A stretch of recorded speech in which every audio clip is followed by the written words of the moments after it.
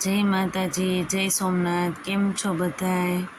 5 વાગ્યા હતા અને અમે બધાય જો ભેળ બનાવી નાસ્તો કરીએ.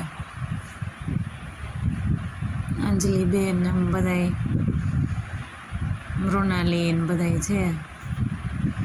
અને પછી સાંજે જમવામાં અમારે પાઉંભાજી બનાવવાની હતી, તો ડુંગળીનો અને લસણનો વઘાર મારી અને જો એને તેલમાં પકવવાની. પહેલાં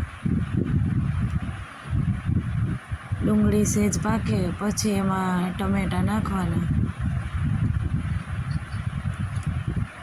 હવે ટમેટાં નાખી દીધા. ડુંગળીમાં હળદર ને નમક ને હિંગ ને બધુંય નાખ્યું હતું. હવે ટમેટાં ડુંગળી સરસ પાકી અને એકદમ ગ્રેવી થઈ જાય પછી એમાં આપણે જે બાફેલું શાકભાજી હોય તેને પીસી અને પછી નાખવાનું એમાં.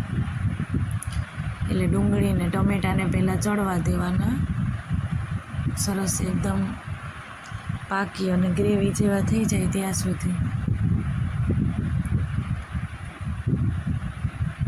ટમેટાં ડુંગળી પાકે ત્યાં સુધીમાં અંજલીએ બટેટાં જે શાકભાજી હતું એમાં રીંગણાની બધું મેશ કરી લીધું.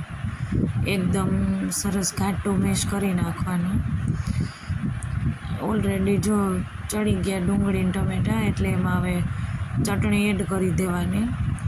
જો તીખું ખાતા હોય તો થોડીક વધારે, નહીંતર સ્વાદ પ્રમાણે તમે મોળું ખાતા હોય તો એ પ્રમાણે નાખી શકો.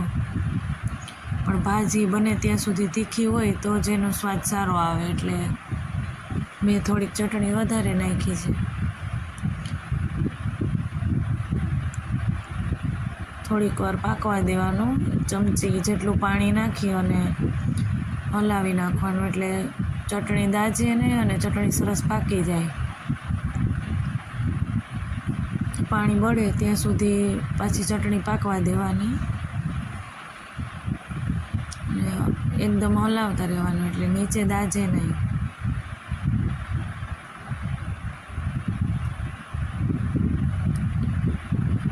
પછી એમાં મેં 1 ચમચો ગરમ મસાલો પાવભાજીનો એડ કર્યો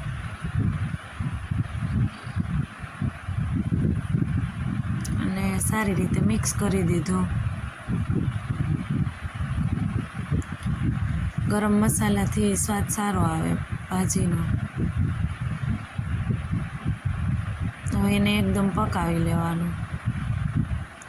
એ પાકી જાય પછી આપણે જે મેશ કરેલું શાકભાજી હતું એ નાખશો અને 1 મોટી ચમચી છે એ માખણ નાખ્યું છે. માખણ વેથી સ્વાદ સારો આવે ભાજીનો. અને અડધું ફાડા જેટલું લીંબુ નાખ્યું. જો તમે ખાટું વધારે ખાતા હોય તો તમે એક લીંબુ પણ નાખી શકો. મેં અડધું લીંબુ નાખ્યું આમાં. સારી રીતે મિક્સ કરી દીધું.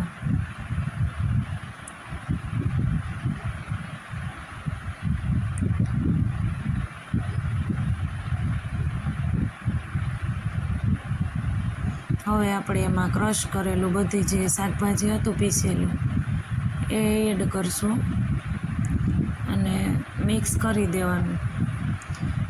તેલ જ્યાં સુધી છૂટું ન પડે ત્યાં સુધી ભાજીને પાકવા દેવાની. ધીમા ગેસ ઉપર મીડિયમ ગેસ રાખવાનો. એકદમ તેલ છૂટું પડી જાય પાણી બળીને ત્યાં સુધી એને પકવવાની. નીચે દાજવા નહીં દેવાની. જો આપણું ભાજી સરસ પાકી અને એકદમ તેલ છૂટું પડી ગયું, સરસની પાકી ગઈ.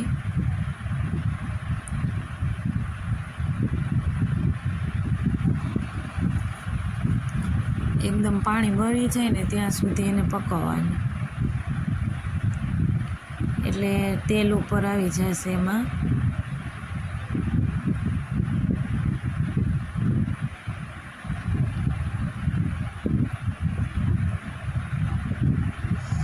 ભાજી આપણી તૈયાર છે બનીને. એમાં લીલા ધાણા નાખી દીધા મેં.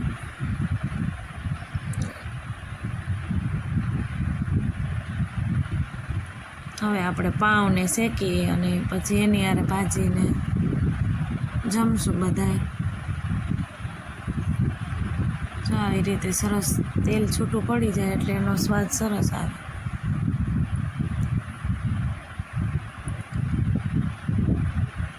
અને કલર પણ એનો સરસ દેખાય.